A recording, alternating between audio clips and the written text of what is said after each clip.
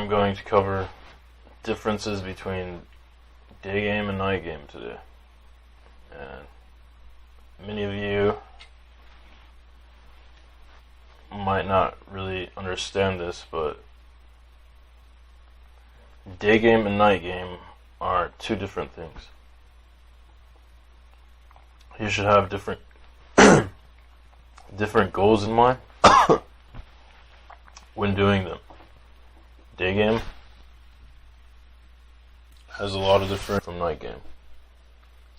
And basically when you do day game, you should keep a few things in mind that you shouldn't be keeping in mind during night game.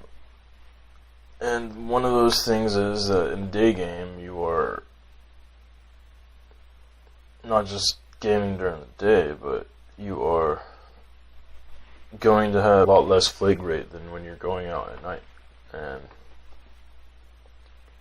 for you to get better at that, you need to focus on a few things that are pretty important. And one of those things is when starting out, you should just be focused on getting numbers and working on your conversation skills so that those numbers will be less likely to flake. And once you feel like you're at a comfortable level that those numbers aren't flaking, then you can start working towards incidents. And from incidents you can start working towards same night lays, or same day lays, but you should never be trying to move too fast. You gotta understand this is just like working out, and when you work out, a muscle will gradually grow. It doesn't grow all in one period, you know. Even if you're doing if you're juicing and you're on roids, you still gotta work at it, and it grows over time. And that's kind of how pickup is. So starting out, you should first start out with day game, like I've mentioned before in other videos. And when you're doing day game, you should focus on getting numbers. Once you've gotten the numbers, and you feel like you're getting a lot of success with the numbers, and you can bump it up a notch and start working for incidents. Once you feel like you got the incidents down, then you can move on to night game. Night game, it has a couple different things that you need to keep in mind that day game doesn't. For one, night game is you're going to get a lot more flakes. Every once in a while you will find a girl that is completely into you, but it's a lot less likely than doing day game. So the idea during night game is not to just get numbers. The idea is to find a two set if you're with a wingman, that you both are, satisfied with the girls of the two set. Don't fuck your wingman over and get him like the ugly girl. It's important that you find a set with two fairly attractive women that you're both attracted to evenly or equally. And when this happens, when you finally found that set, you should be focusing on changing and taking them to another location to establish that trust.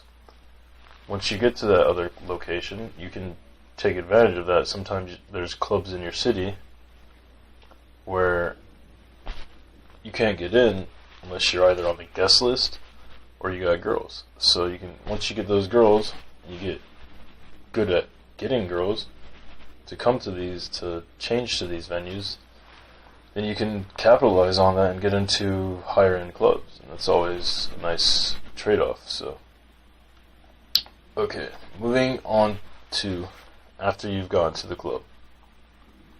Once you've gotten your two set and you're in the club, your next goal should be to, find a place where you can sit, a comfortable spot, maybe a couch, where both you can sit, that isn't around a bunch of people, and this is basically the isolation phase. Once you're isolated, you should start working on the kino if you weren't already. Getting her comfortable kissing, for one, touching more intimately. I don't want to get into detail because this is YouTube. But once you've jumped that hurdle, gotten over that, then you can start talking about moving on to the after party, or the after party. You might hear this in some RSD videos. And the best place for an after party is, if you don't have your own place, to find a wingman that does have his own place, and to make sure he has alcohol back at his place. And once you find these girls that are okay with you making out, okay with you fooling around a little on the dance floor, grabbing whatever, then it's safe to suggest going back to the after party. Or if you want, you can just tell them, oh, we're going to another club that's better than this. We're meeting my friends that are there, and we're going to just, and then you can, when you're in the cab already, you can be like, we're going to stop at my place first because I left some money there and I want to get some more money so I can pay the cover or whatever. And then bam, you're in your friend's place or your place and having a good time. Pour a couple of drinks, and after a couple of drinks, you'll completely forget about the fact that you were going to meet up your friends. And everybody's having a good time. Then bam, mission accomplished.